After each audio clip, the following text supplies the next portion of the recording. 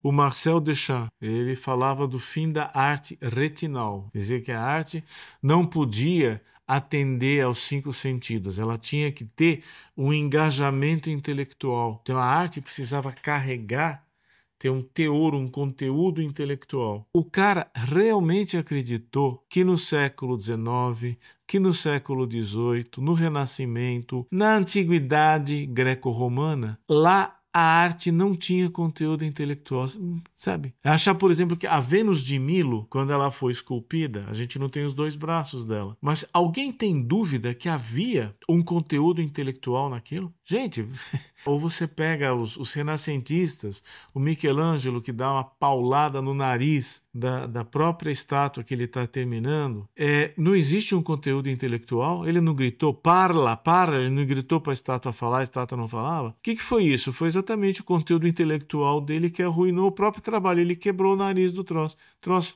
A estátua é linda.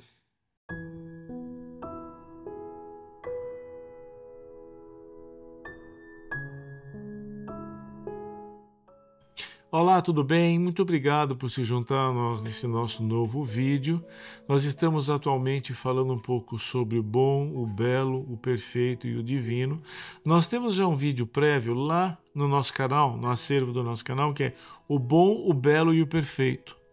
Se você quiser dar uma passadinha lá, você se inscreve e você tem acesso não só a esse vídeo, como a virtualmente já centenas de vídeos semelhantes em que você pode dos quais você pode consultar, você pode assistir com o seu tempo livre e com isso ajuntar elementos para você poder experimentar uma vida melhor, você experimentar uma vida com mais qualidade subjetiva, com mais qualidade emocional, tá? Antes da gente entrar propriamente dito no tema hoje do nosso vídeo, que é o perfeito, né? Continuismo ou revolução? Antes da gente entrar nesse tema, eu pediria a você, por gentileza, dar uma manifestação num dos 3 Cs: curtir, compartilhar ou comentar, que são 3 formas de você contribuir muito aqui com a evolução do nosso canal, porque o algoritmo usa muito isso daí, não basta visualizar. O algoritmo só registra aquilo que tem manifestação. Então eu pediria, por gentileza, a você dar um likezinho, pode ser já na saída, no começo do vídeo, não precisa ver o vídeo inteiro, não precisa assistir o vídeo inteiro. Você pode também, se você sentir vontade de contribuir, se você gosta do nosso conteúdo e quer contribuir com a nossa causa, você pode aí ver a visualização da nossa chave Pix e do QR Code que aparece no decorrer do vídeo. Você pode fazer uma contribuição. Se essa contribuição for igual ou maior a R$80 hoje, né, valores de hoje, se essa contribuição for nesse valor ou mais, você passa a ter direito a um e-book, um livro eletrônico, que nós vamos estar disponibilizando nos próximos dias, nas próximas semanas, com estratégias para lidar com o estresse na vida cotidiana, né? Bem, isto dito, nós então passamos agora propriamente para o nosso vídeo. O que acontece é a seguinte: nós saímos de um século chamado século XX. O século XX foi um século muito forte, teve 2 grandes guerras mundiais, foram as primeiras e as últimas até o momento, graças a Deus, né? Mas foram guerras de um porte nunca visto antes, né? O militarismo atingiu um ápice. Faria Alexandre o Grande, ou Nero, ou algum desses, ou Gengis Khan, se sentirem pequenos, se sentirem amadores, pelo volume, pelo vulto e pelo poderio das armas que foram usadas. Com isso, você tem também uma efervescência intelectual e uma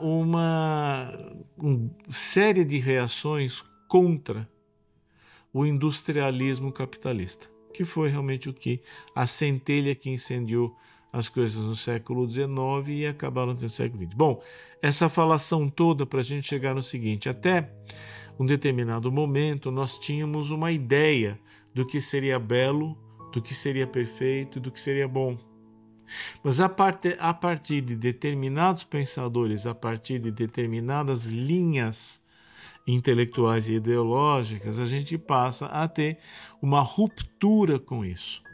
Então, eu vou pegar aqui dois casos. Você tem o Marcel Duchamp, ele falava do fim da arte retinal, ele dizia assim, de retina. Dizia que a arte não podia atender aos 5 sentidos, ela tinha que ter um engajamento intelectual. Então a arte precisava carregar, ter um teor, um conteúdo intelectual. O que é interessante é o seguinte, sabe o que é acachapante aí nisso tudo? O cara realmente acreditou que no século XIX, que no século XVIII, no Renascimento, na Antiguidade greco-romana, lá a arte não tinha conteúdo intelectual, sabe? Achar, por exemplo, que a Vênus de Milo, quando ela foi esculpida, a gente não tem os 2 braços dela, mas alguém tem dúvida que havia um conteúdo intelectual naquilo? Gente, ou você pega os renascentistas, o Michelangelo que dá uma paulada no nariz da própria estátua que ele está terminando, não existe um conteúdo intelectual? Ele não gritou, parla, ele não gritou para a estátua falar, a estátua não falava? O que foi isso? Foi exatamente o conteúdo intelectual dele que arruinou o próprio trabalho, ele quebrou o nariz do troço. A estátua é linda, de resto.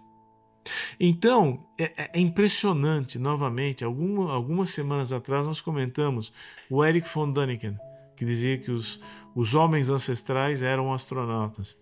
A descrença do Erich von Däniken na capacidade humana de construir coisas. Ele acha que tem que ser alguém de fora. O Duchamp tem a mesma coisa. Ele realmente acreditava que antes dele só tinha tonto, ninguém tinha nenhum conteúdo intelectual ao apreciar uma arte. Então, assim, não podia ser retinal, tinha que ter um engajamento intelectual e uma abordagem conceitual. O que aconteceu? A técnica de escultura, das artes plásticas, da pintura, a técnica perdeu em muito o seu prestígio dentro das artes.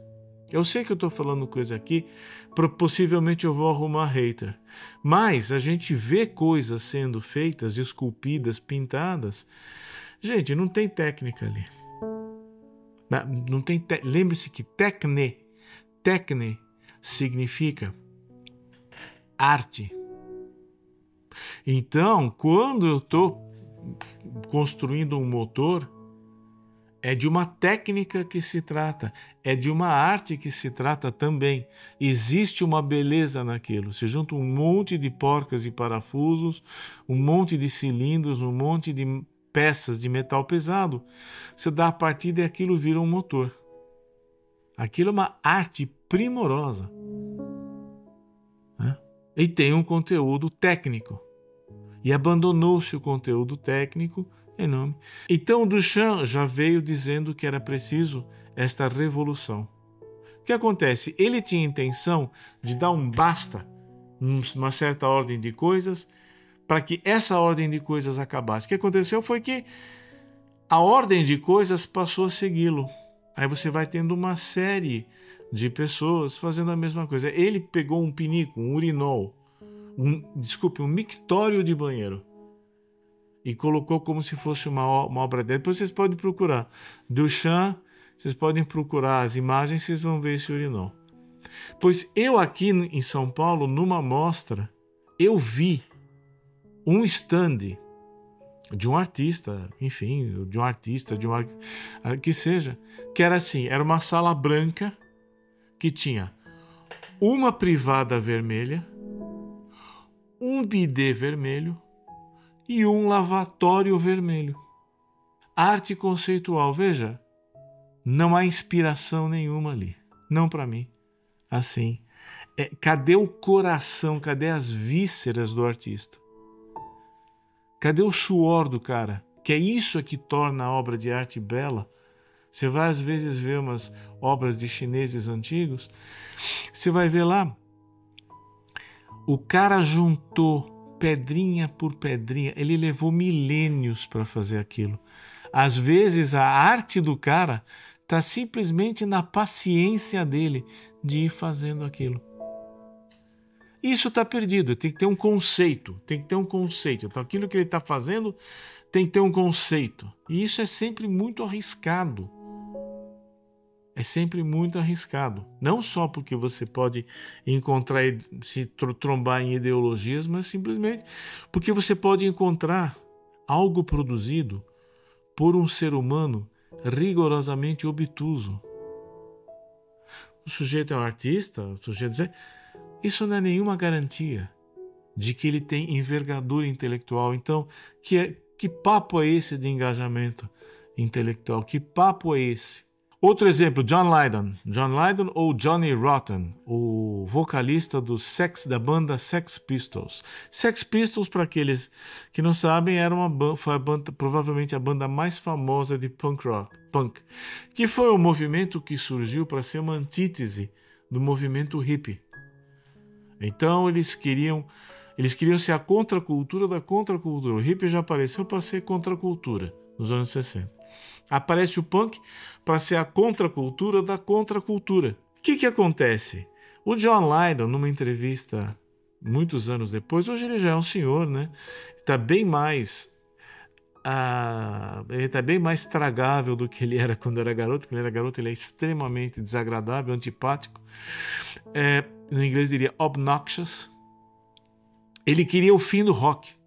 Quando ele fez o punk rock, ele queria que o rock terminasse, que ele detestava, ele achava vil, ele achava horroroso, ele achava uma doença, uma praga, algo que está se arrastando, uma coisa vil.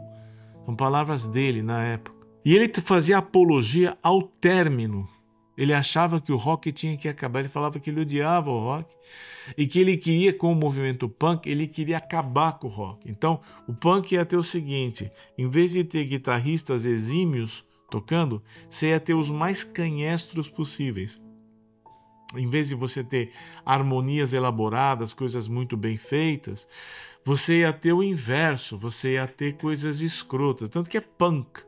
Punk, no inglês, significa realmente execrável. Né? Punk rock execrável. E a ideia era acabar com o rock, com essa doença. E o Sex Pistols era para ser o fim do rock. Sabe o que aconteceu?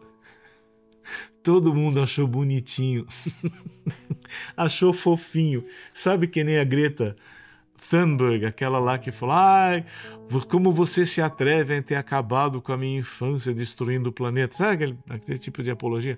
Nada contra a sustentabilidade, mas a gente não precisa se alinhar com pieguismo e pedantismo, né?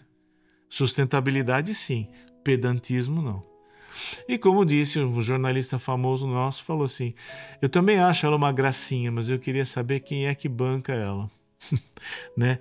Então, mais ou menos a mesma coisa da Greta. Em vez de ser algo que realmente trouxesse uma mudança, foi tido como uma belezinha, uma gracinha, uma coisa fofa, e todo mundo começou a imitar. Aí bombou. Bandas de punk rock, já tinha anteriores, né? Mas muita gente imitando até.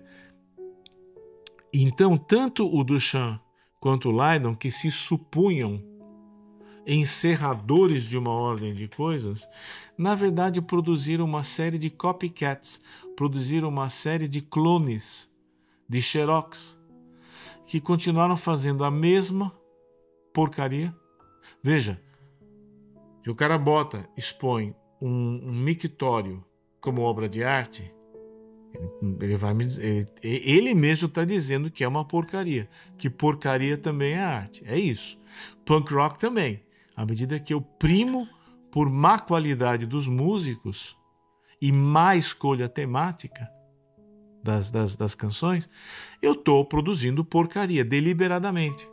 Só que o que acontece é que surgiram os bonitinhos que acharam gracinha e continuaram produzindo. Não adiantou de nada.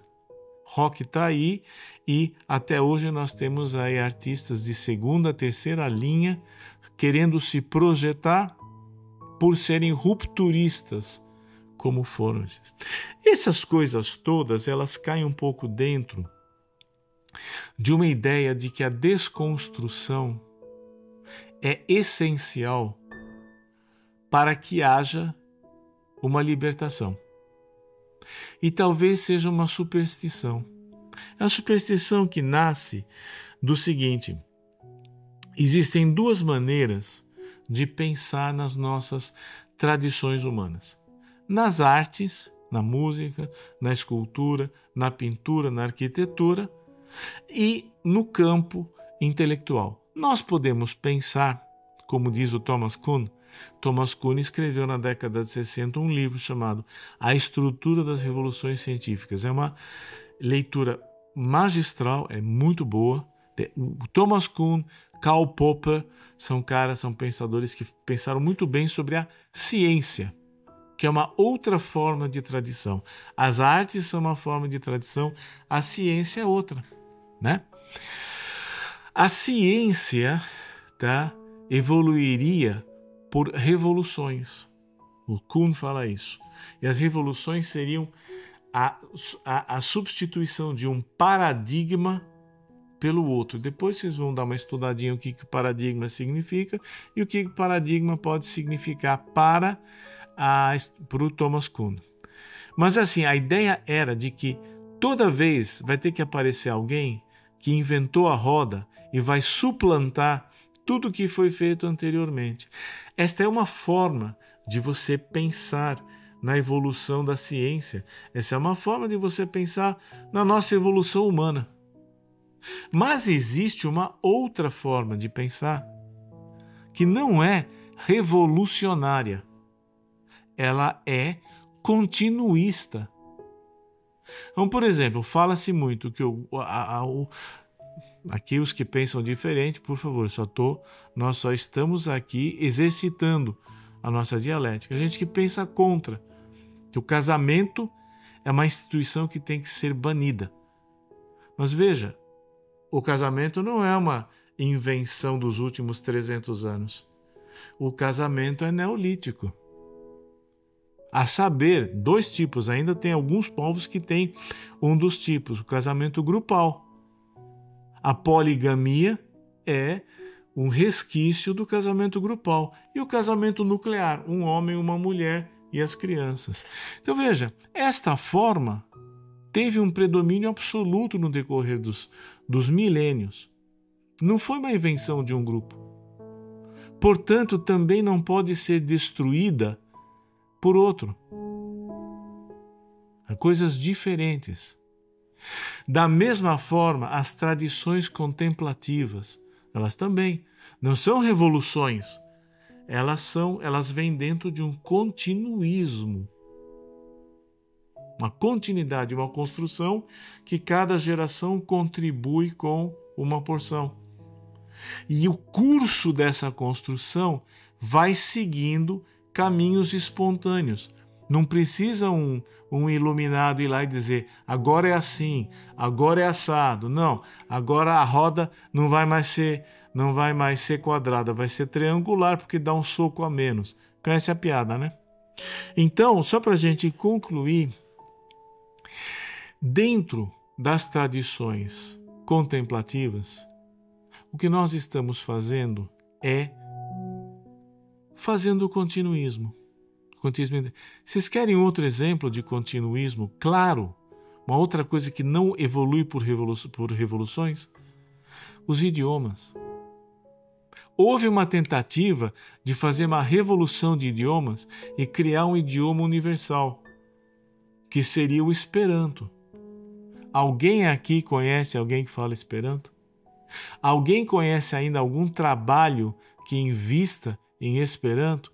Veja, os caras têm um glossário inteiro. É possível falar exatamente isso que eu estou falando, é possível falar em Esperanto. Mas você conhece alguém? Você já leu algum livro em Esperanto? Veja, aqueles aqui que defendem o Esperanto, eu só estou dando um exemplo aqui de que esta iniciativa do Esperanto não prosperou, como, por exemplo, a internacionalização do inglês. Vocês já pararam para pensar? é essencialmente o mesmo inglês do Shakespeare. Mudou um pouquinho? Mudou. Mas não mudou tanto assim. E é o que se fala. E já está aí há muito tempo. Então, aquilo que o Esperanto esperava, tinha a expectativa de cumprir, que seria um idioma universal, parece que o inglês está cumprindo essa função, à custa de uma deterioração dele, porque assim, está se vendo cada vez mais, eu falo inglês, eu falo inglês, eu falo inglês. Meu, tem que ver o inglês que o cara fala, ele acha que fala. Mas aí eu fui para Londres e eu fiquei abismado como em Londres tem gente falando inglês muito mal, muito quebrado, muito ruim. Então assim, o inglês ele universalizou. E até à custa, como eu disse, de uma certa deterioração. Mas o idioma internacional, a internacionalização da comunicação verbal não se deu pelo Esperanto, deu-se pelo inglês. Isso é um exemplo de como a tradição, aquilo que foi construído pelas gerações, costuma ser muito mais consistente do que uma ideia fantástica de um iluminado, de um esperto que surge e diz assim, daqui para frente, arte é mictório. Todo o restante do legado da arte vai continuar. E ele vai virar apenas o mentor, o guru de um grupo. Mas dificilmente vai ser um grupo majoritário.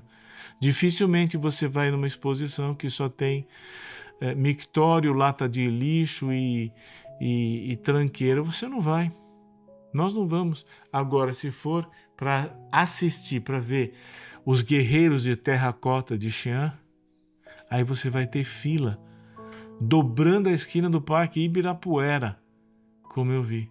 Por quê? Porque aquilo é arte. Aqueles guerreiros de Xi'an, cada um tem uma fisionomia. Eu fui conferir. É verdade. Cada um tem uma fisionomia. Haja paciência para fazer aquilo, haja entrega. Isso é arte. Isso é o belo. Isso é o bom. Isso é o perfeito. Isso é o que engaja e torna a beleza um valor não descartável. Tá? E o que a gente busca no bem-estar psicológico? A gente busca o belo. Nada mais belo, nada mais perfeito, se permite usar esse termo, e nada melhor do que o bem-estar psicológico. Tá? O belo, portanto, é algo a ser cultivado por cada um de nós e não uma ferramenta de uso de um grupo de pessoas que se auto-intitulam criadores, autores, artistas e assim por diante. É isso aí, viva bem, viva em beleza. Forte abraço, até o próximo vídeo.